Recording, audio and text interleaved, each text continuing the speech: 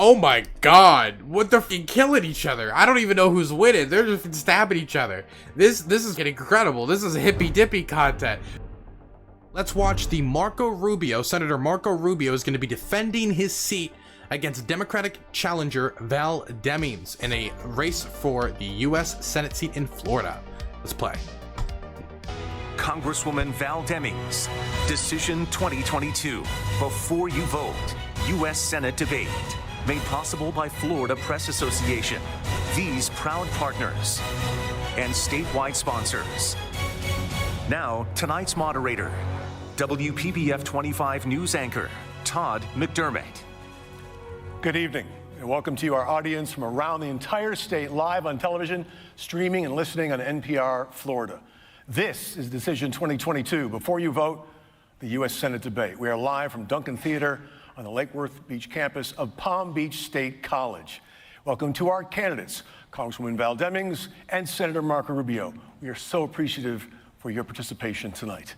Also joining me are panelists, Vicki Sacheri, Executive Editor of Florida Trend, and Rick Christie, Executive Editor of the Palm Beach Post. All three of us will be asking questions of the candidates tonight. The debate rules tonight: each candidate gets 60 seconds to answer a question and 30 seconds to answer any follow-up questions. Rebuttals are 30 seconds in length and at my discretion as your moderator. Candidates, when you see the yellow light, you have 15 seconds to finish. The red light means exactly what you think it means. And I'll remind you that it means stop. Congresswoman Demings, you won the coin toss earlier this week. The first question tonight goes to you. 3 weeks ago tomorrow, Hurricane Ian hit Florida as one of the 5 most powerful storms to make landfall in the U.S. What federal action is needed starting now to protect Florida from sea levels projected to rise a foot or more in less than 30 years, while more frequent monster storms threaten our lives and livelihoods? Well, thank you so much for that question. And let me say good evening to all of you. Thank you to our panelists. Thank you to Palm Beach State College. It is an honor for me to be here. I stand on this stage as a daughter of a maid and a janitor who grew up in Florida. Had the honor of serving as the police chief in the House and now standing on this stage. I grew up in Florida, so I know all too well the devastating effects that hurricanes can cause on our state. And number one, we have got to get serious about climate change. Climate change is real. If we don't do something about it, then we're going to pay a terrible price for it. More intense storms like we've seen. Can I just say, one of the Democrats' actually most difficult positions to push is also one of the most morally easy ones, which is climate change. Because the problem is, definitely when people really support climate change policies to deal with climate change until it affects them personally, until their gas prices go up or something like that. And so it's actually very difficult to make the proposals that would have the most impact now, outside of the things like, okay, we can maybe reach 50% carbon neutrality by the year 2040, 2050, way after a ton more damage has been done. It is very, very, very difficult to make those proposals. If you're being honest with people about the type of economic negatives it could have in their day-to-day lives. Now, you can say, but maybe your home will go underwater. But what does that mean to somebody in West Virginia, you know? I mean, in Florida, it'll probably mean a significant amount. I think the best argument you could make is the intensifications of natural disasters and showing how it's having an ever-present impact on the daily life right now. As the waters in the ocean continue to warm up, more intense storms, more flooding, more just devastation as we've seen with Ian. I've toured the area and I've toured Puerto Rico and seen what Fiona did. The federal government has got to make sure that FEMA has the resources that it needs to adequately respond, but we've got to get serious about climate change. Thank you very much. Senator Rubio, the same question as you. I'll repeat the question. It was 3 weeks ago tomorrow, Hurricane Ian hit, one of the 5 most powerful hurricanes to ever make landfall on our country.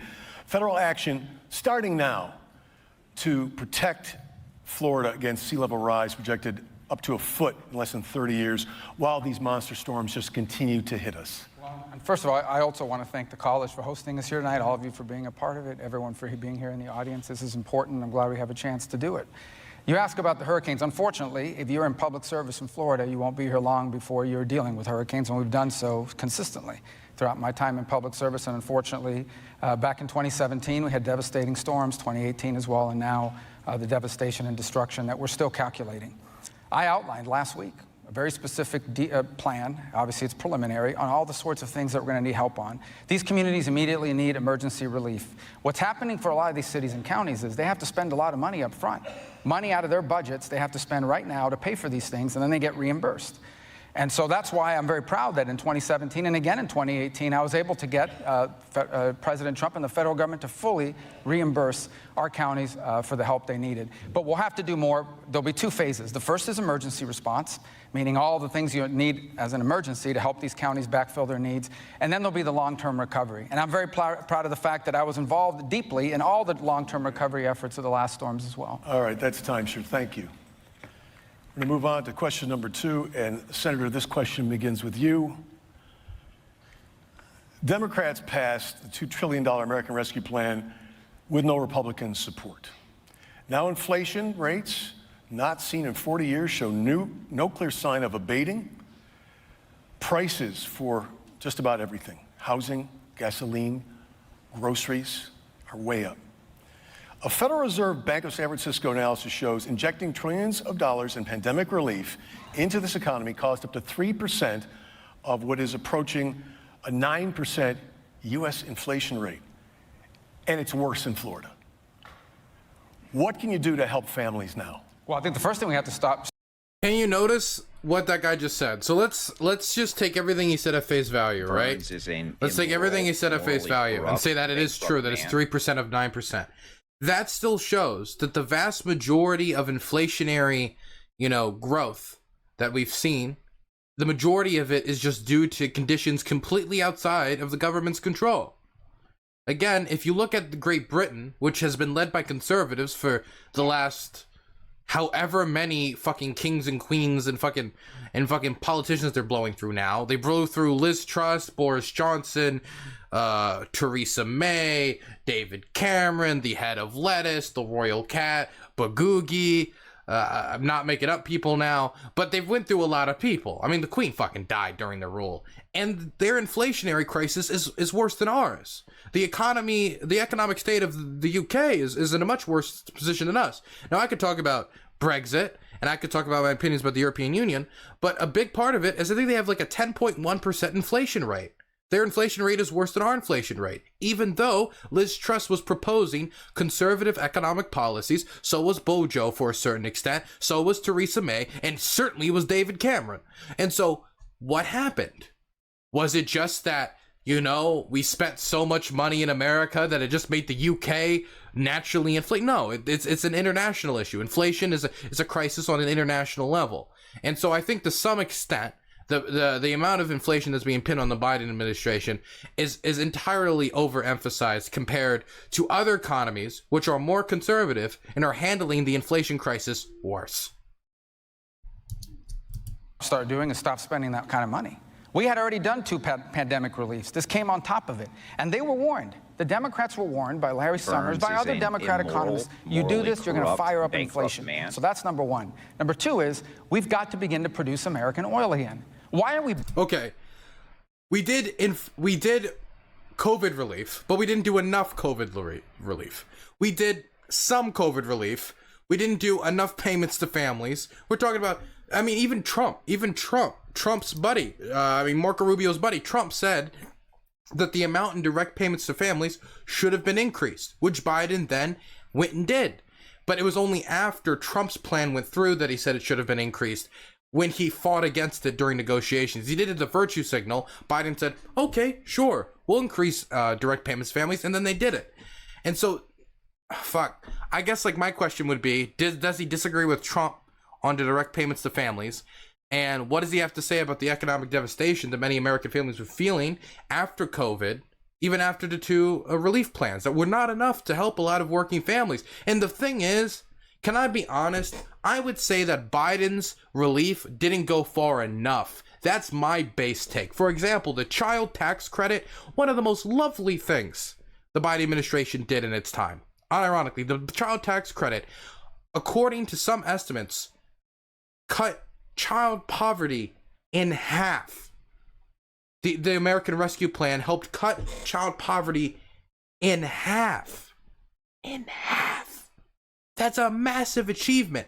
If Biden could have died the next day, and if his legacy was the guy who cut child poverty in half, that's still a pretty fucking fantastic legacy, isn't it?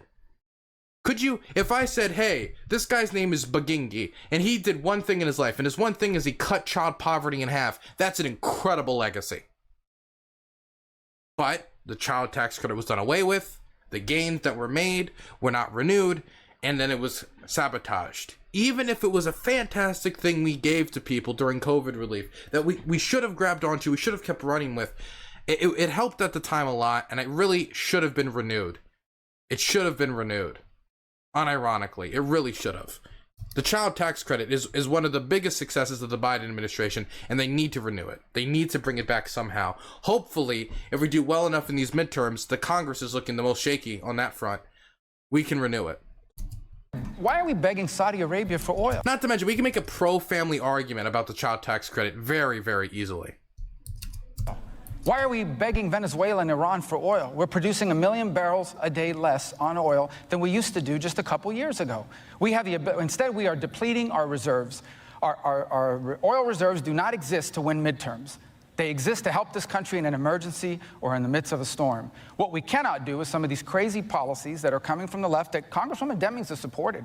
You know, she supported a plan to put a $10.25 tax per barrel of oil, which would have meant 35 cents per gallon more for everyone listening here today. We can't do that kind of crazy stuff. It only adds to the inflation. I think it begins by winning this election and getting people like that out of office.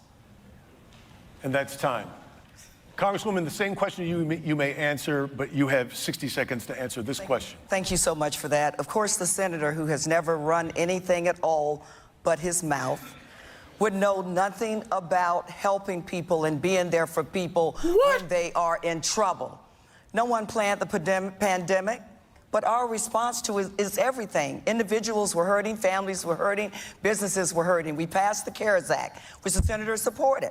There were some problems in the CARES Act with the Paycheck Protection Program that you love to take credit for. Some say it was poorly written. Some say it didn't help the people that it was supposed to, didn't save the jobs that it was supposed to. There was a way to fix the problems in the PPP through the American Rescue Plan and help people that were in trouble. But you played politics, Senator, and you did not do that. Your number one job as a United States Senator is to protect the health, safety, and well-being of the American people. You've been at it for 24 years. Senator Rubio. Yeah, a couple things. First of all, we passed the Paycheck Protection Plan when Democrats were sitting at home in the House. They were in their pajamas doing Zoom calls, and we were in the Capitol. And we were working in the Capitol to solve real problems. The Paycheck Protection Program was a bipartisan victory. If we hadn't put that plan together, and we had to do it very quickly, and the Capitol had no staff, we had to put it together in 3 or 4 days, bipartisan. It got unanimous support, including the Congresswoman who voted, I guess, remotely or whatever they did. Because the truth of the matter is that if we hadn't done that, we would have had a meltdown. We would have had a meltdown in this country. We saved millions of small businesses. I am incredibly proud. It is a bipartisan achievement. Had we not done it, we would have had a depression in this country. The Congresswoman likes to talk about helping people. She's never passed a bill. She's never passed a single bill. She's been in Congress for over half a decade. She's never passed a bill, not PPP, not anything. Not a single bill she's passed has ever become law. I'm proud of the fact we saved millions of jobs. I'm proud of the fact we did it in a bipartisan way. That's not true. I know the senator, look, and I'm really disappointed in you. You know, they went into attacks in the first statement. The first thing Marco Rubio did was an attack. Is there any candidate running today that does not attack their opponent? And second question, has there ever been was there ever really a time in American politics where that didn't happen? Because that's talked about all the time. Like, back in the day, they didn't attack their political opponents. I don't think that was ever true, right? Somebody saying Warnock, but we saw Warnock at the debate, man. He threw punches because you have to. That's politics. But like, I thought it would take a little bit longer before they got so heated. Like, they're killing each other. I guess I've been like brainwashed by the Democratic primaries. I don't know what it is. Marco Rubio, because I think there was a time when you did not lie in order to win. I don't know what happened to you. You know that is not true. My first term in the United States House, I passed legislation to help law enforcement officers with mental health programs. Your first term in the Senate, you voted to turn Medicare into, basically to abolish it, and then turn it into an underfunded voucher program. And then you gave the biggest tax break to the richest of the rich and said you'd pay for it with cuts to Social Security and Medicare. Running out of time. I'll give you 30. No, this is an important topic. Oh my God, what they're fucking killing each other. I don't even know who's winning. They're just fucking stabbing each other. This is fucking incredible. This is hippy dippy content. They're fighting for the hippy dippy championship. This is the fucking fight. This would have been the end of the hippy dippy championship for the championship belt, man, at the end of the day, if it got my way. God damn it. This is great. So number one, and we'll fact check it. I'm going to put it on my website now, and all of you can love, the media loves to fact check. There is not a single federal law on the books that she sponsored and got passed. Not one. I think she named 2 post offices. I've done that too. But she's not passed a single federal law. That's number one. Number two, in terms of the tax, you know what we did in 2017? Do you know why today in Florida and across the country, working parents have a double child tax credit from what they used to have? Because I single-handedly got it passed. Because I took on my own party, even the editorial boards had to recognize it. I took on my own party and we doubled the child tax credit. And I took on my own party, the Wall Street Journal, even corporate interests. So I'm very proud of my record. In the last 12 you there, Senator? Todd, may I respond to that? Congresswoman, yes. Look, the senator has obviously resorted to lying, cheating, and trying to steal. But it's embarrassing that you think that honoring... Dude, holy fuck. She doesn't care. What the fuck is she? Val Demings is going for scalps. What is this shit? He's a thief. He's a fucking thief. Like, what the fuck, man? Like, I'm not a huge Val Demings fans, okay? Is there any Val Demings stans in chat, okay? I don't know if there's any of you.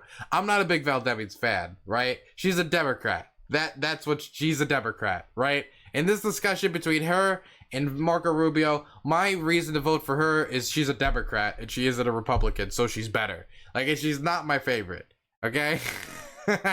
It's not my favorite, but holy fuck, she's a cop. She is viewing, okay, this is why she's doing so good right now, is because she's picturing Rubio as like an unarmed person in his car, okay? And that's why she's going so hard, is because she's in full cop mode, okay? Whew. Okay, that was a joke. That was obviously a joke. Burns is a might have been a little too far with that one, corrupt, but just yeah, it was a joke. Dank Pro, thank you so much for the 5 gifted tier 1 subs to Young Jacob, Procman, Shagger, Burns is an Hassan Albanian. He's still in here. Man. And Shovel Pile, isn't he? Wasn't he timed out for a bit?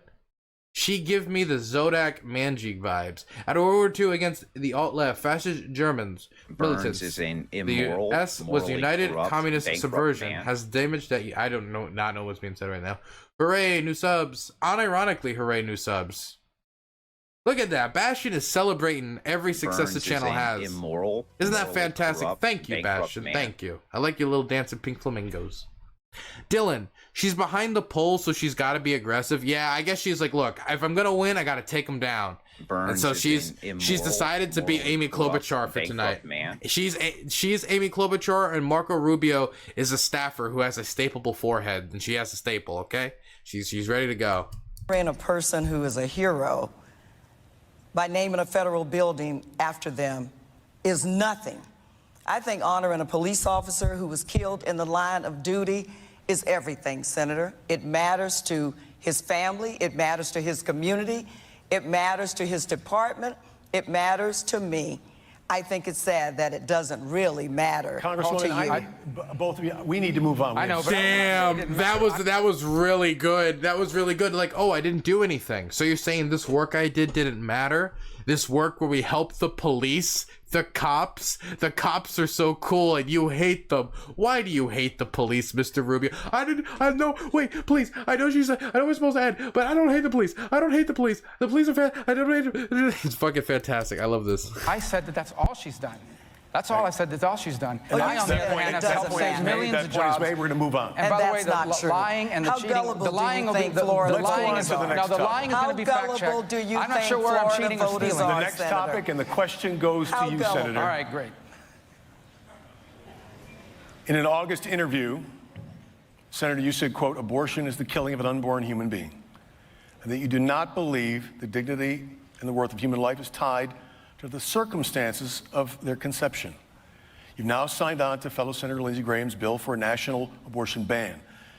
My question to you specifically is, if reelected, if your vote can make a federal abortion ban with no exceptions the law of the land, will you vote yes? Number one, I'm 100% pro-life, not because I want to deny anyone their rights, but because I believe that innocent human life is worthy of the protection of our laws. That said, every bill I've ever sponsored on abortion, every bill I've ever voted for, has exceptions. Every one of them does, because that's what can pass, and that's what the majority of people support. Now, what was before us today in Congress that you talk about Lindsey Graham's bill, that's a 4-month ban. Okay? That is more lenient than every country in Europe, except for 2. The extremist on abortion in this campaign is Congresswoman Demings.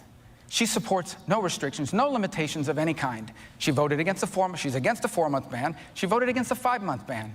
She supports taxpayer-funded abortion on demand for any reason at any time up until the moment of birth. Woo! That's what she supports. That's the extreme position here. Hell I yeah! have shown a willingness to work That's with what I people to want. save Woo! unborn innocent human life. She opposes any limitation of any kind, and no one ever asks them about that. Congresswoman Demings. Senator, how gullible do you really think Florida voters are? Number one, you have been clear that you support no exceptions, even including rape and incest. Now, as a police detective who investigated cases of rape and incest, no, Senator, I don't think it's okay for a 10-year-old girl to be raped and have to carry the seed of her rapist. Whoa. No, I don't think it's okay for you to make decisions for women and girls. As a senator, I think those decisions are made between the woman, her family, her doctor, and her faith. And to sit over or to stand over there and say that I don't support abortions up to the time of birth is just a lie. But to help protect the life of the mother, which you looked at that like it was just, that's kind of a side issue. Senator, you know that you have said you don't support any exceptions. But what you're saying tonight... Yeah, number one, the bill that she's attacking me on has exceptions. It has exceptions. That's the bill right now. Number two, you want to talk about extreme? Let me tell you about extreme, because you talk about extreme. Here's extreme. Okay? A child that's born alive after a failed abortion. It happened 11 times in Florida in 2017. It happened 8 times in 2020. A child on a failed abortion born alive. And we had doctors in America that refused to treat or provide medical care to a child born alive. And we tried to pass a law that said that should be a crime. That's infanticide. The abortion failed. The child was born alive and you refused to treat it. And she voted against that. That's how extreme she is. And she still will not tell you. You should ask her, what limits on abortion will you support? Congresswoman? What we know is that the senator supports no exceptions. He can make his mouth say anything today. He's good at that, by the way. What day is it, and what is Marco Rubio saying? I've said time and time again, and he knows it, that I support a woman's right to choose up to the time of viability. Senator, before we go, I want to get back to the original question, because I understand that you said you have supported legislation that has exceptions, and that this particular bill that Lindsey Graham has drafted, you signed on to, does have that up to 4 months. But I asked you a specific question, that is, if you get the chance in another 6-year term to vote for a federal abortion ban with no exceptions, would you vote yes if it would make it the law? No, listen, I've already told people what I don't believe that the value of a human life is determined by the circumstances. Right, but is he not going to answer it still? Oh, he's going to look like a little snake, little snaky Rubio. The law that can pass in this country, I'm interested in saving human lives. And that's why every law that's out there has exceptions, including the one that she's attacking me on has exceptions. Every law I've ever passed has exceptions. We're never going to get a vote on a law that doesn't have exceptions, because that's where the majority of the American people are. And I respect and understand that. And that's what I support. But she's still, you haven't asked her. But she's still not answering it. If there was the opportunity, yes or no. He's saying, well, we'll never get the chance. Answer the fucking question, Mark. No one here's asked her. She still won't answer what specific limits. She's never voted for a limit, not after 4 months, not after 5 months. And by the way, on the issue of exceptions, I'm being attacked on a bill that has exceptions. It's written right in there. My name is on that bill. My name is on that bill. There's a reason why no bills are ever introduced without exceptions. That was asked, because that can't pass without that in there, and I understand and recognize it, and that's why I have continued to support bills that have exceptions. But she supports no limits of any kind. That is out of the mainstream. That is radical. She supports letting a doctor let an unborn baby, a born baby born alive, and the doctor doesn't have to treat it? That's time. Another minute to you, Congresswoman Demings. Marco Rubio has been clear that he supports no exceptions, even in the cases of rape and incest. He said it time and time and time again. But what I can say to him, and I can say to Florida, we are not going back, Senator, no matter how obsessed you are with the woman's body and her right to choose. We are not going back to a time where women are treated like second-class citizens or like property. And I'll say it again because obviously he didn't hear or he doesn't want to. I support a woman's right to an abortion up to the time of viability. So, can you ask me to support a 24-week ban? Will you support a 24-week ban? Because you didn't support a 20-week ban. You didn't support... Up to the time of viability. But when is that? That's the vague language they all give. And then they talk about the doctor and the family. Let me tell you who else is in that room, that abortion room. The government is in that room because she brought them in there. She wants the taxpayer to pay for that abortion. That's government involvement. Not just to pay for that abortion, but to pay for them all over the world. For a woman and our girls. That's a radical... I believe at this point we're going to move on. I'm going to ask that you both allow me to move on with this debate. We still didn't hear what limits she supports. This next question comes from Rick Christie. This is vicious. They're killing each other. This is a bloodbath. I love this country now. I'm now a nationalist. I'm a nationalist just because this is awesome, man. This is awesome, man. Hey, dude, it's all hippy dippy. It was like we need to do that all the time. Of the Palm Beach Post. Good evening, Congresswoman Demings. Just today, a New York Times Siena College poll shows voters overwhelmingly believe American democracy is under threat. A Washington Post analysis shows election deniers are running for office in 48 of 50 states. The New York Times poll also shows more than 2 in 5 registered voters, including 37% of independent voters, are at least somewhat comfortable in voting for a candidate who says they don't accept the results of the 2020 election. Will you accept results of the 2022 election? Let me start here, if I may. My mother, the maid and a janitor, worked long, hard days, but I can never remember a time they did not vote. If our car wasn't working, they would pay somebody a couple of dollars to take them to the polls.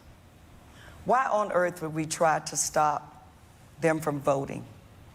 They were able to vote because of our democracy, the wonderful system of government that we have. No, it is not perfect. But our system of government is what allows us to be here tonight. We have to do everything within our power to uphold the Constitution, protect the rule of law, and protect our democracy, and protect each person's Republican, Democrats, and independents' right to vote. That's what I did as a police officer and a police chief. I took an oath that I would protect and serve, defend the Constitution. Protect and serve. Not just for people who looked like me or the richest of the rich, but for all people. All right, Congressman, that's time. The same question goes to Senator Rubio. Yeah, first of all, I don't know who the rich are because my dad was a bartender at banquets and my mom was a janitor, so we have that in common. And I will tell you this much. I've never denied an election, ever. I've never said an election. I'm not like Stacey Abrams in Georgia that denied her election. I've never denied an election. I think in Florida, we have great election laws, but I think elections have to have rules.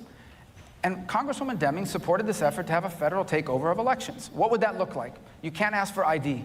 You have to ask for ID to get into her neighborhood where she lives, and that you have every right to have that. But you can't ask for it when they vote. Allowing people to drive around with a trunk full of absentee ballots. Allowing people to basically register on an hour before the same day of the election, show up and vote and inject chaos. We have to have rules and we have to inject chaos. Those laws have to be followed. Florida has good election laws. And if you register to vote the same day you vote, you inject chaos. What does that even mean? What does that mean? How does that inject chaos? Okay, I go to the polling station. Hi, my name's Dylan Burns. Here's my ID. Or here's my everything that I need to vote. Can I register to vote today? Sure. Okay. Hello. I'm voting. And Hitler's back, and fucking Godzilla, and fucking laser beams. Like, how? I'm sorry, I just don't understand. Where's the chaos? I'm confused what the chaos is. Record turnout, like they had record turnout in Georgia, which they were out there calling some sort of segregationist Jim Crow bill. No, these are rules. These are rules that allow people to have confidence that their vote counted. You're right. What we should do when we finally get this. When we finally have same-day registration, we should all go to the polls in like Joker masks and fucking like cause chaos. Fucking inject chaos into the system by all registering on the same day in Joker masks. It'd be perfect. We'll film like a million TikToks. It'll be excellent.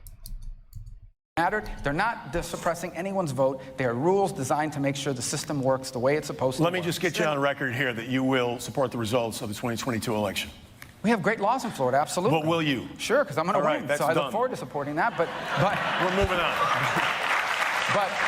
But yes, no matter what the outcome is, I'll support it because Florida has good laws. They're not the crazy laws like they have in Pennsylvania and these other places. I want to go to Vicky Sashary from Florida Trends Magazine. I don't think we gave Congresswoman Demings the. I believe we're going to move on here to the next question, and that's Vicky's question. Good evening. 6 homeowners insurance companies have already failed in Florida in 2022. He's laughing. Ooh, I saw that little draw. Ooh, they didn't let her answer the 2022 question. God damn. Apparently, now she's gonna be an election denier. She said, "I never pledged that I would accept this election. I believe I've pinned Marco Rubio. I found fucking 20 pounds of cocaine in his boat. Fucking just planting drugs. Fucking taking him away. He's a criminal. Fucking I'm now by default senator. It's great. It's fantastic. That's the operation, okay? We're gonna use the system to beat the system. Putting more pressure on Florida taxpayer-backed Citizens Property Insurance. They're now insuring more than 1 million properties in the state and counting. As the insurer of last resort, the collapse of Citizens would be a catastrophe for Floridians. What should be done on the federal level to avoid this? Who's the question for? Senator Rubio. I'm sorry. Okay, so obviously this is a state issue, but here's a couple things that I would say. The first, the flood insurance program, which is critical. A lot of the people that were hurt in the storm did not have flood insurance. Not only we have to go back and reauthorize it every year. We shouldn't have to keep going back every year. It should be permanent. We should also reform the system. Florida actually pays more into the flood program than it takes out. You talk about the property insurance issue. It is a state issue. The federal government, you don't want the federal government involved in property insurance, believe me, okay? But I will say this to you. We are, I believe the number is about 8 or 9% of the roof claims in America. We are 83% of the roof lawsuits in America. And so what's happening to these insurers is the cost of litigation. They're saying, I'm out in Florida.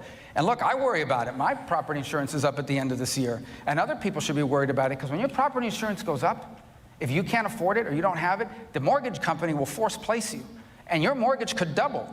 So we are facing a looming crisis. I think it's something the state has to get their arms around, but I am certainly in favor of not just reauthorizing, but reforming the flood program, separate from the wind, the flood program, and reforming it so that Florida is treated fairly. Senator. Congresswoman, you have 60 seconds to answer this same question. Would you like it repeated? No, I don't, but thank you so much. Vicki, let me tell you, as the senator works very hard to say it is a state issue, that doesn't mean at the federal level we should not care about what citizens in Florida are going through and try to do something about it. Marco Rubio has spent more time at the state level than certainly any person on this stage. So it's interesting to hear him say how that's such a state issue. Well, what in the heck did he do about it when he was the Speaker of the House or serving? He's been in elected office since 1998, and insurance in Florida has tripled, and people are suffering. I sent a letter to Governor DeSantis saying, yes, I know it's a state issue, but how can we work together to lower the cost of property insurance for Floridians? Because people are suffering. We got to prepare for the next hurricane. Are we going to wait and do nothing? I asked him to call a special legislative session to talk solely about this issue. We have got to get the property insurance down. Senator Rubio, I want to give you 30 seconds to rebut. Well, first of all, when I was in the state legislature, if we want to go back to that, we actually had a special session, and we passed a reform. You know who the governor was at the time? Charlie Crist, your gubernatorial candidate. I think you've endorsed him. So you should ask him if it didn't work. But we certainly supported it, and we certainly made it happen. So that's number one. Number two, I would say that, trust me when I tell you guys, trust me when I tell you, a federal government that struggles to deliver the mail in a regular and consistent basis in parts of this country, you don't want them in charge of your property insurance. We would be the only state in the country that's asking the federal government to take over their property insurance. Look, That's time, do I care about the issue? Yeah, I care about the issue. I'm about to pay $8,000 or $9,000 a year more for That's property the 30 insurance. seconds. Thank you, Senator. We're going to move on to the next question. This question goes to you, Senator. 5 days ago, the Parkland mass shooter who killed 17 people at Marjory Stoneman Douglas High School avoided the death penalty. That shooter and the killer who took 8 lives at an Indiana FedEx facility last year were both 19 years old. Oh, boy. When they killed, the killers in this year's mass shootings in Buffalo and Uvalde, Texas, were both 18. All used legally purchased AR-style rifles. In the nationally televised CNN town hall 3 days after the Parkland massacre, you said, quote, if you are 18 years of age, you should not be able to buy a rifle. I will support a law that takes that right away. Would you still support that federal law? Let me tell you why that law doesn't work and why that proposal doesn't work. We had a shooter last Thursday, tragic, in North Carolina. He was 15. Where did he get the gun? He didn't get it from a gun show. He certainly didn't buy it. He's 15 years of age. We've had shootings in the state. Pulse was a terrorist attack. A licensed security guard with a permit to carry firearms, extensive background check. The guy in Parkland, this killer, everybody knew who it was. Even before they announced who the person was, everybody in the community knew who it was because this guy had long problems. He'd been acting up for a long time and everybody knew it. And here's what happened. The sheriff did nothing about it. The school district did nothing about it because they didn't want to arrest kids and fell through the cracks. Even the FBI cracks it fell through. So that's why one of the first things I did when I got back to Washington is I sponsored a bipartisan red flag law, styled after Florida, not the crazy one they just passed, a real red flag law that would allow the police department to go before a judge and remove your guns if they can prove that you are a danger. The one they passed allows some coworker that doesn't like you to go to some liberal judge and take away your Second Amendment rights. So I think the solution to this problem is to identify these people that are acting this way and stop them before they act. I want to stop you here, Senator, but before I go to Congresswoman Demings, I want to make sure that I understand that what you said in 2018 is not what you believe is the solution today. I do not believe there should not be a ban on 18 or 19 or 20-year-olds. A 15-year-old just got a gun, got a shotgun. But that's one case. I just want to make sure. No, it's more than one case. But the one in Connecticut also involved the exact same thing. We could do this all night, but I want to make sure that you don't support that anymore. It is an important point. Denying the right to buy it is not going to keep them from doing it. Here's the fundamental issue. The fundamental issue is why are these kids, why are these people going out there and massacring people? This is the same. Because a lot of people own AR-15s and they don't kill everyone. I understand, sir, but I want to go to Congresswoman Demings for 60 seconds. You know, people who are the families of victims of gun violence just heard that, and they're asking themselves, what in the hell did he just say? Senator, you used the Pulse nightclub shooting as your inspiration to run again for the Senate in 2016. Pulse is in my district. And yet, you've done nothing to help address gun violence and get dangerous weapons out of the hands of dangerous people. Florida, after Parkland, after you made promises that you had no intentions on keeping to the parents of Parkland, Florida passed legislation raising the age to have an assault weapon, passed red flag laws that we've seen 7,000 plus instances where they've been used now. Our primary responsibility is the safety of Floridians. And Senator, 24 years in elected office, and you have not yet risen to that occasion. And then when asked about it, you say something that makes no sense. All right, Congressman, thank you. Senator, 30 seconds. What the fuck? Yeah, what makes no sense is that we're going to... Dog, she is literally... She's like... I feel like she's gonna kill him on stage. I feel like she's gonna grab her fucking... She's gonna grab the microphone, just start beating him. Just start beating him. She's gonna grab the podium, just throw it at him. My goodness. We're going to actually pass laws that only law-abiding people will follow and criminals will continue to violate. The truth of the matter is, at the end of the day, that Americans have a Second Amendment right to protect themselves. They have, and these killers that are out there, if they're intent on killing as they are, they have found multiple ways to get a hold of weapons and cause mass destruction. Just the other day, he used a shotgun, which would have been covered by any of these restrictions. I have a bipartisan red flag law sponsored with Senator Jack Reed. But the problem is that the leftists in the Senate and in the House, like Congresswoman Demings, are against it because they want the California red flag law that allows your coworker has a grudge against you and can go to a judge and take away your guns. That I'll never support. That's the 30. I'm going to overlook Senator-elect Demings. We're going to just blow by that. I said Senator, and then I said Congresswoman Demings. Yeah, thank you. Look, every time we talk about responsible gun ownership and legislation that could help protect lives, you pull the Second Amendment out. My father was a gun owner.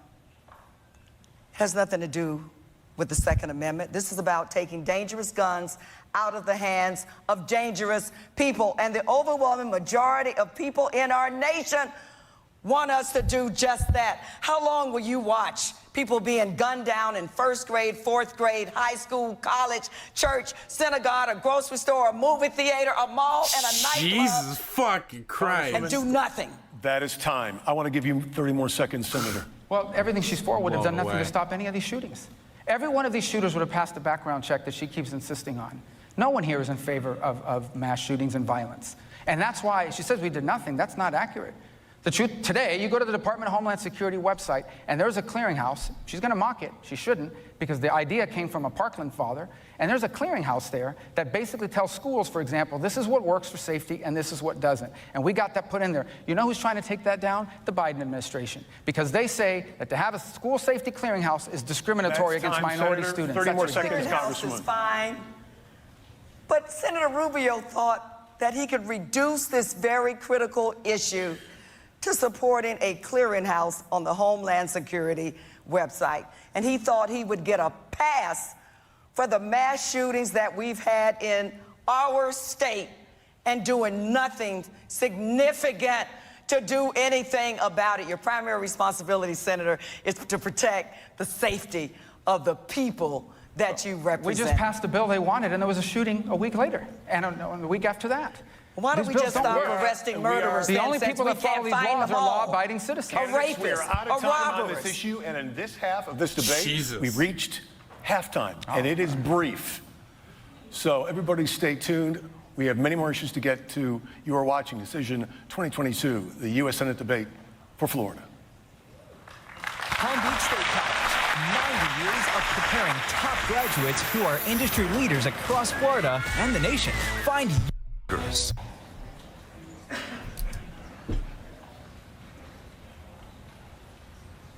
Welcome back to our debate for U.S. Senate here in the state of Florida. I think we can all agree we touched on a lot of very important emotional issues, and there are many more in this half hour. Senator Rubio, I want to direct this next question to you. This week, the Biden administration changed its policy. Now Venezuelans who cross the southern border will be sent back to Mexico and banned from ever applying for asylum in this country. Do you support that? You mean Joe Biden just instituted Trump's return to Mexico policy? There's more to it, but it's well, the ban on ever applying. That's exactly what he did. Look, Congresswoman Demings says that what's happening at the border is nothing unusual. We have 5,000 people a day crossing the border. You know how many people have entered our country illegally since Joe Biden took over as president? 5 million. You know how many have entered this country just in the last 12 months? 2 million. 80 of them on the terror watch list. At least, according to the most generous numbers, at least 1%. I'm sorry. 20,000 serious criminal violations in their record. I'm sorry. I don't know why, but it was so funny to hear 3 million people and 80 out of 2 million. I'm sorry. Was it 80 out of 3 million? I'm sorry. It's still, it's significant, but it's just, I think the numbers made it seem a lot less drastic than it actually is, because it's 3 million to 80 is such a difference. Like, yeah, never mind. No country in the world, no one has done more on the issue of Venezuela than I have, and Cuba, and Nicaragua. I sympathize deeply with everything these people are facing, and I blame Maduro for that. But there's no country in the world that can tolerate or permit or afford 5,000 people a day arriving at your border, saying the magic words, and getting asylum. And she says that's not a problem. She says there's nothing unusual about it. This cannot continue. It has to be fixed. He needs not just to do that, that needs to happen with everyone that's trying to come across, or we're going to have 10,000 people a day coming, and we can't afford, no country in the world can tolerate that. That's time. Congresswoman, I want to give you, this is not a rebuttal. This is the entire 60 seconds as we continue this discussion. And I want to ask you about solutions. Specifically, what solutions do you have for solving the crisis at our southern border? We are a nation of laws. I've enforced them for 27 years. Despite what the senator wants you to believe, he's living in fantasy land. I've enforced them. And we need to make sure that the men and women at the borders have the resources that they need. I am a fan of boots on the ground. Let's have more boots on the ground, but let's also hire more processors so that we can separate those who need to be arrested from those who are seeking asylum. We're a nation of laws, but we have to enforce the law, but we also obey the law that says people who are in trouble can seek asylum in this country. And so more boots on the ground, more technology, more processors. Let's secure our border. The senator likes to talk about open borders. It's almost an insult to the men and women who are there securing the border. But let's get more agents to help at the border. We can do this. If I may respond to that. Number one, the only one who's insulted the people working the border are Joe Biden and Democrats who accused them of whipping Haitian migrants, and that turned out not to be true. Number two, she opposed the border wall. This is completely unrelated. This thing called the People's Budget, which I call the crazy People's Budget because it had a bunch of crazy stuff in it. Even Charlie Crist voted against it, and that absolutely zeroed out and banned border funding. She talks about more processors. I want you to think about what that means. What that means is now, when someone crosses the border, turns himself in, claims asylum, they're usually held in detention for 2 to 3 days while they process it. What she's arguing is, let's hire more processors so we can get them through faster. So we can push people through instead of 1 day to 3-day detention, Let me stop no day you there, detention. Senator, This can't continue. We have to stop Let's this. ask the Congresswoman to respond to that. You have 30 seconds, Congresswoman. If we have more processors and they don't meet the standard for asylum seekers, you send them back. Yes, we need to secure our border more. I think we can do that with technology, more boots on the ground, and more people to process those who need to be turned back, those who are breaking the law, from those who are asylum seekers. Senator, enforce the law, but also obey the law as well. Which boots does she want on the ground? She was against National Guard deployment. They demonized the Border Patrol. And they talk about processors. Who are you talking about, Senator? Well, your party. Who demonized the... You have, and your party has, That's Congresswoman. a lie. Absolutely true. And let me tell you something else that they've done. Look, here's the other thing they've done. They talk about more processors. Would you be willing to do anything to win, Senator? They talk about more processors. Okay, so people, everybody, you're the just- Biden administration, you're all you have to making do it is up. say the At this magic point, words. You're making at this it up. point, Stop. this No, has devolved. I want to move on to the next The issue here, traffickers Senator. give you the magic Just words. You're stop. saying they let you in. Congresswoman, More processors I to let am them forced to move on at How this time. gullible do you think people are? The next Stop. question is going to come from Vicki Seshery from Florida Trends Magazine. Vicki? Representative Demings, last year you backed legislation that increased Social Security benefits and would require high wage earners to pay more in Social Security taxes. Why should Congress raise taxes to pay for a broken system? Well, number one, we have to think about what the promise of Social Security was. It was to keep our seniors out of poverty. And you know, being in elected office and the critical position of being a United States senator, it is about making choices to protect people. I believe that we've got to do everything within our power to protect those who have had to go to work every day and deserve to be able to retire with dignity and respect. Governing is about priorities, and Social Security and protecting it is a priority for me. I'm not going to sacrifice it, and we need to do what we need to do, whatever that is, to protect it. We can do that. Follow-up question for Senator Rubio. Florida's junior Senator Rick Scott proposed 11-point plan to rescue America requires, quote, all federal legislation to sunset in 5 years. If a law is worth keeping, Congress can pass it again, Senator Scott says. That includes Medicare, Social Security, and VA benefits. Do you support putting these federal entitlements on a chopping block every 5 years? No, and that's not my plan. That's Senator Scott. He's doing a great job. He's not very shy. You should ask him. He's more than happy to talk to you about his plan. I can tell you, on the other hand, if you want to talk about radical plans, Congresswoman Demings supported a radical plan. I already mentioned earlier the people's budget. Let me tell you the other gems in that budget. It raised $9 trillion in taxes. $9 trillion in taxes. I already told you about the $10.25 tax on a barrel of oil, which would have meant a 35-cent increase on the gas prices you're already paying right now. Let me tell you what else it did. It zeroed out the war on terror. It took $1 billion out of the Pentagon. This is crazy stuff.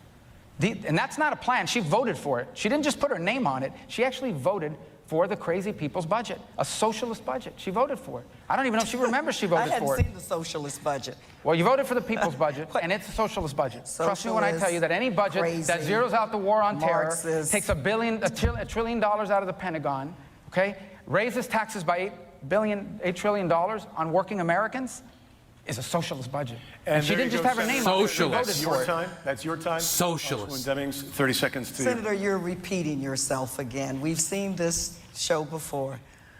Socialists, crazy, Marxist, silly. But which one that must be on your list for your talking points. The bottom line is you said that Rick Scott's plan, it's good to have good ideas. You did not say that you did not support it. I hear you saying that tonight, but when you were first asked about his plan, you said, I think it's good to have good ideas. You remember that? Congresswoman, Senator, you can respond. Yeah, that's Rick Scott's plan. He can defend it, he can talk about it. Her name was on that. The question people's was, what budget. do you think the about people's it? budget? The people's budget had her name on it. She was not just a co-sponsor 2 years in a row. She voted for it. There's never been a vote on Rick Scott's budget. She voted for this thing. $8 trillion in taxes, 8 or 9 trillion, I can't remember at this point. What's another trillion, right?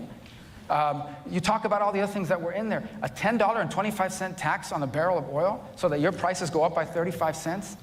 I don't know what word you prefer, socialist, Marxist, crazy. I don't know. I'm open to suggestions about how we Congresswoman describe Demings, such a nutty idea. Senator, that that's would destroy your the country. time. Congresswoman Demings. He's talking about the barrel of oil again. Senator, Yeah, everyone's talking about the barrel of oil these days. Look, you've been in elected office in Florida for 24 years, and what we have been left with is skyrocketing property insurance, lack of affordable housing, health care gone through the roof. We haven't expanded Medicaid. People are hurting. And you know what, Senator, when I talk to your voters around the state, you know what they say? They don't know what you stand for. All right, Congresswoman, that's your time, and I'm going to move on to the next. We've spent a certain amount of time. I thank you both. I know this had a lot to discuss, but let's move on. All right.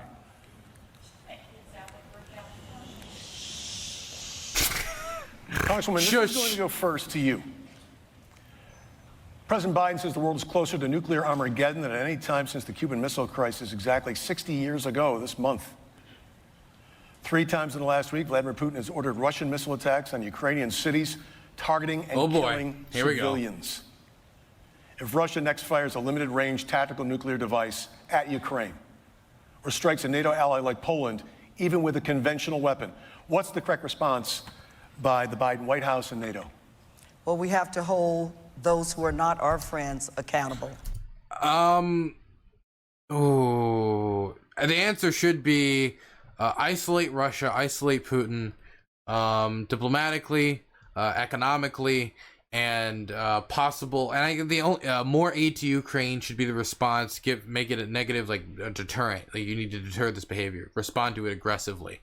And I like the furthest I think she could really go, realistically, and our government can go, is a conventional strike on wherever the attack was launched from. But I don't know if she can give any of these answers, because this is going to be like a Biden administration response. Probably. Well, they might actually ask for congressional approval to do a conventional strike. That would be crazy. Could you imagine? Could you imagine what Marjorie Taylor Greene would say if they were asking for congressional permission in private for a conventional strike on Russian forces in Ukraine? Could you imagine what she would do in that meeting?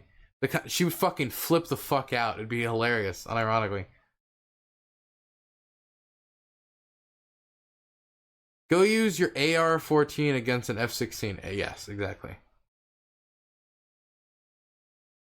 Ah, my gosh. Val Demings, man. She is insane, man. She is vicious. I don't know if this is going to go good for her. I mean, she's aggressive.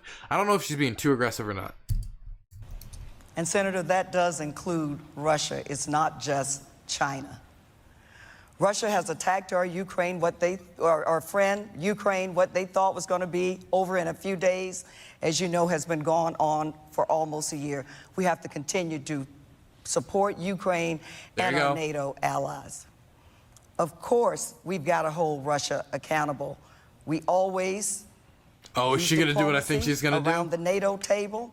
We cannot afford to have a nuclear attack. And the United States has to do everything in its power to prevent that from happening. Senator, same question to you. Didn't really on the first point about answer, Vladimir Putin, but okay. I was against Vladimir Putin before being against Vladimir Putin was cool. I mean, and I remember that very well because Hillary Clinton and the Obama administration tried to reset relations with him. Now, I'm not sure the president had to do it over again. He would choose the words Armageddon or Cuban Missile Crisis, but there's no doubt about this. Vladimir Putin is losing this war, and if he loses the war, he'll lose his position. And you know, I don't think the retirement plan for former Russian dictator presidents is a very good one. So I think he's very concerned about that. So I do think we have to be very wary, and I've warned about this from the beginning, about what he might do to escalate. One is the use of a tactical weapon, which is not a strategic weapon. We're not talking about him launching a missile against Chicago or New York, but we are talking about the use of artillery shells and short-range missiles in the battlefield, which would be unprecedented. And I think the response to that has to be a unified response that perhaps takes out where it is that launched those and where those were launched from. I think the likelier scenario, and the one that really is concerning, is that he would attack, for example, an airport in Poland.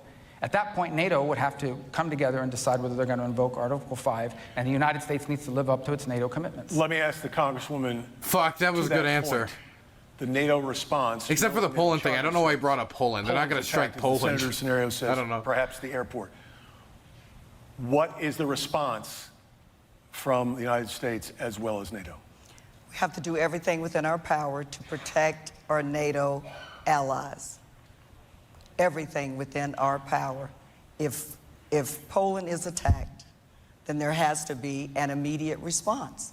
And I believe between our military, why are they fucking talking about Poland now? Defense and our experts, okay, whatever. And our intelligence community, based what about talking about Ukraine? Ukraine, man. Ground, I believe that response will tactical be nuclear weapon. And swift. Tactical nuclear weapon. Leave it in the hands of the people who are there and the people who are involved in this every day, with the ultimate goal of keeping America safe and keeping our allies, our NATO friends, safe. All right, Senator, I have 30 more seconds. Well, just to add, I think the response needs to be proportional. And what I mean by that is that the NATO alliance will have to meet, and this can't be unilateral. The NATO alliance will have to meet and decide what is a proportional response, and that would depend on the nature and level of the attack. But it has to be an allied response, not simply a U.S. one. That's what's most critical here. It's not anything at our disposal, because we're not talking about the use of strategic weapons or starting World War III, but there needs to be one. I would argue to you tonight that they've already attacked NATO, because the Nord Stream pipeline underwater that supplies Germany from Russia has been bombed. It was bombed, and everyone's wondering, I saw a news report, well, they're saying Russia may have done it. Well, who else did it? Luxembourg, Belgium? Senator, can you wrap this up in 10 seconds? I need to move on. All right. We good? Yep. All right, I want to go back to Rick Christie from the Palm Beach Post. Rick? Marco did much better on the segment than Val Demings did. He just came off as more educated on the topic than she was. Congresswoman Demings, Senator Rubio has called Democrats' attempts to pass a new federal voting rights law an effort to, quote, ram through an election law to make sure you He's on the never Intelligence lose power, Committee? to Yeah, make probably. it easier for Democrats to win. Why are new federal protections of voting rights needed? Well, let me say this. I'm not the person standing on the stage who supports suppressing the right to vote. Look, I can think about the words of my friend and former colleague, John Lewis, who said the right to vote is precious, that is almost sacred. And the senator thinks that we should leave that up to the states. Well, we tried that with voting rights, and we know the bad actors who did some ungodly things to stop people from voting. So we should not just protect the right for a few people or the privileged few. We should protect voting rights for everyone. And we need a federal law to keep everybody accountable. The John Lewis Voting Rights Advancement Act is sitting in the Senate right now, waiting for a vote. The Freedom to Vote Act, which will help protect the right to vote for all people, is sitting in the Senate right now, waiting for a vote. That is our duty and responsibility, to allow the people to vote. That's time. Rick, I know you have another question. This question is for you, Senator Rubio. That was a good answer. January, that was really in the good. Federalist that Democrats' push for voting rights is about, again, quote, exaggerated problems and imaginary fears, unquote. Can you give us specifics on what you mean by that? Sure. It's never been easier to vote. I'm sorry? It's never been easier to vote. It's never been easier to vote. In Florida, you can now vote by mail for any reason. You can vote, for example, 10 days before the election. You can vote on Election Day. In Georgia, which they claim to be the place that was suppressing all the votes, you had record African-American voter turnout. To compare what's happening now to the Jim Crow era, where people were literally murdered, where people were forced to take poll taxes and pay poll taxes and literacy tests, what are we talking about here? We're talking about this. We're talking about, number one, when you go vote, you show an ID. I have been a Hispanic man my entire life. I'm a minority. I've never felt like producing an ID disadvantages my ability to vote. Everyone has an ID. You can't even... I'm sorry. Just the declaration. Just the declaration of, hey, by the way, I'm a minority. I know I might come off as white, but I am a minority. I just want everybody to know, just quickly, I am a minority. Okay, got you. Okay, everybody in chat, please remember, he is a minority. He just wanted to get that across. And pay poll taxes and literacy tests. What are we talking about here? We're talking about this. We're talking about, number one, when you go vote, you show an ID. I have been a Hispanic man my entire life. I'm a minority. I've never felt like producing an ID disadvantages my ability to vote. Everyone has an ID. You can't even check into a hotel. You can't buy Sudafed at Walgreens without an ID. That's number one. Number two is you can't collect a bunch of ballots. Harvesting of ballots. Cars showing up with tons of ballots sitting in the trunk of a car. Things like that they want to force down the throat of every state in the country. We don't need that federal law imposed on every state. Florida has very good election laws, and other states have very good election laws. And the states that don't have very good election laws are the states that actually have gone in the opposite direction of weakening security for the ballot. All right, Senator, thank you. Congressman, I want to go back to you for 60 seconds. Florida has an election law police force, and if the laws are so wonderful, what's the need for that? Florida also eliminated the number of drop boxes from 2020. Why do that, particularly in certain areas, Senator? Your job is to make sure that every person votes. The ones who may vote for you and the ones who may not vote for you. That is your responsibility. So if it's so perfect, why the adjustments? We need to hold states accountable to make sure every person, although that scares the senator to death, has the right, the precious right, to cast their vote. Senator. Yeah, I'm trying to suppress the vote, and I'm wasting a lot of money telling people to go out and vote, because that's what my campaign has been all about. Number two, I've never supported any suppression effort. Listen, we've had laws in this state. How come all of a sudden a drop box is the standard by which we judge whether people are being allowed to vote or not? We didn't have drop boxes 10 years ago. We didn't have drop boxes in 2016 when the Congresswoman was first elected to Congress. We didn't have drop boxes in 2012 when Barack Obama won the state of Florida running for president. That's a method of voting that doesn't advantage one group or another. There's danger involved in drop boxes. People need to think about it. Okay, imagine if someone decides, oh, there's a drop box. I'm just going to put some explosive in it and blow it up and burn all of those ballots, and now those votes don't count at all. Okay, there is something with elections. I'm sorry. That's fucking hilarious. I'm sorry. That's fucking hilarious scenario. It's a fucking mass bombing of ballots. A mass bombing of ballots. Fucking, oh my god, man. He's giving them ideas. Like, it would be really bad if everybody went into Val Demings' district and put bombs in ballot boxes. I'm sorry. Oh, Jesus. There are two things that are very important. Number one, the count has to be accurate. The votes have to be counted accurately. But the other is there has to be public confidence. The public has to believe that the elections were fair and balanced, and that's what I've always been in favor of. But what they want is a federal takeover of the elections. I do not want a federal takeover of our election system. I oppose it. That's time, Senator. Congresswoman? That's nonsense. Okay. That we want a federal takeover.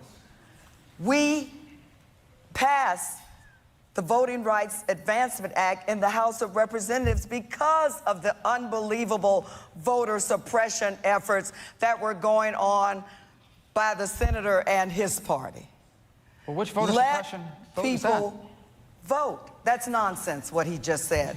We want every person to vote. She's throwing. Encouraging people to vote. It doesn't threaten me. It doesn't scare me. Congresswoman, and that's time. I want to move on to another issue. We are coming close to the end of the debate. I want to make sure you both get all your time for closing statements.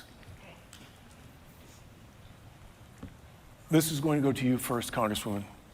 The Biden National Security Plan identifies Russia as an imminent danger and China as the greatest long-term threat. Given President Xi's comments Monday that included threats to Taiwan, what should U.S. policy be with China moving forward from here? We've got to hold China accountable. We've got to hold them accountable for the violations of our intellectual property. We've got to hold them accountable for, look, the bottom line is the United States is the world power. We're the most powerful nation in the world. Jesus Christ. We know that China She has is not a cop. been the best player, the best actor.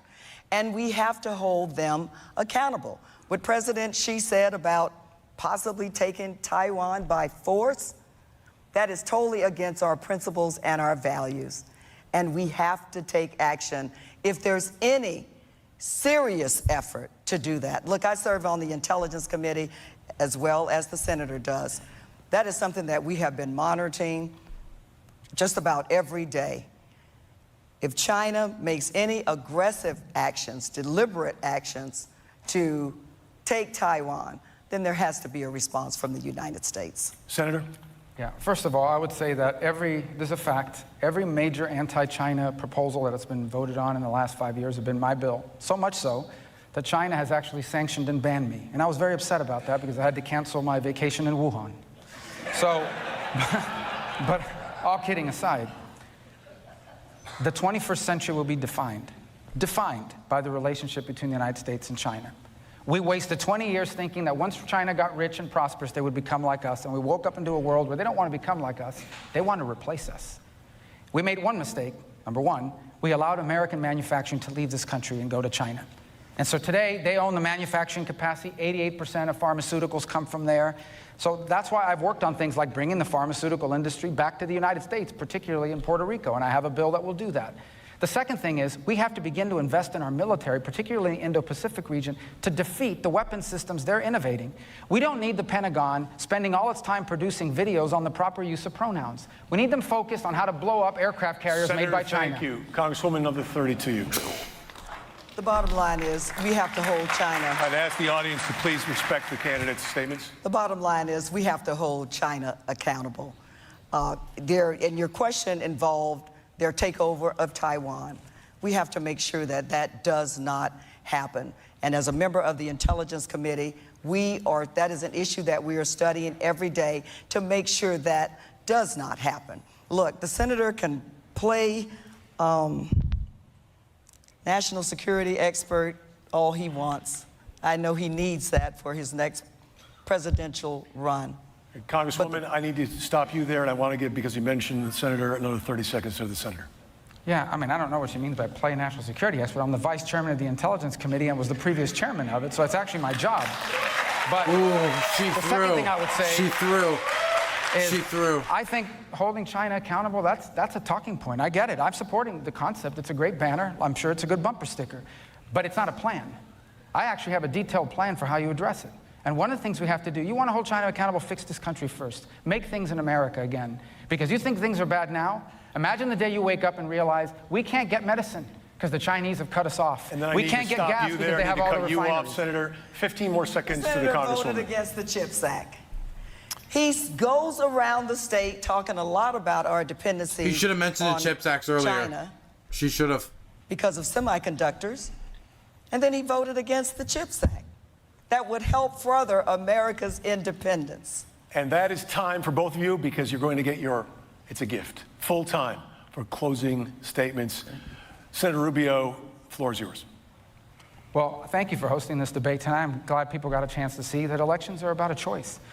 Look, I've been in Washington now for 2 terms in the Senate, and in the 2 terms I've been there, no U.S. senator has gotten more done than I have. Today, parents in Florida whose child have pediatric cancer will have options because I took on the pharmaceutical companies and passed the bill that forced that. The child tax credit doubled because I passed the bill that did that. Veterans that were exposed to toxic burn pits will now get treatment at the VA and not have to fight with the VA because we just passed a bill that I sponsored, all of these bipartisan, to make that happen. And millions of American small businesses and millions of American small business jobs were saved because of a bill we passed. And so I'm asking for a chance to continue that work because I have a record of not just identifying the problems, but fixing it. And my opponent has been in Congress now for half a decade and has never passed a single piece of legislation into law, not one. The only thing she does is vote 100% with Pelosi. The vote is clear, and I'm asking voters for their support. Thank you. Right on time, Senator. Congresswoman Demings. Todd, I wasn't going to start my closing arguments with the last couple of things the senator said were just not true. And let me say this. I stand on this stage tonight as a daughter, the daughter of a maid and a janitor. Had the awesome honor of being the first in my family to graduate college, served at the police department, worked my way up through the ranks to become the chief of police, serving in the House and now running for the Senate. Only in America is my story possible. I just happen to believe that every person, regardless of who they are, deserves the opportunity to succeed, deserves the opportunity to make it. The senator will pick and choose winners and losers based on their ability to pay to play. He talked about pharmaceuticals.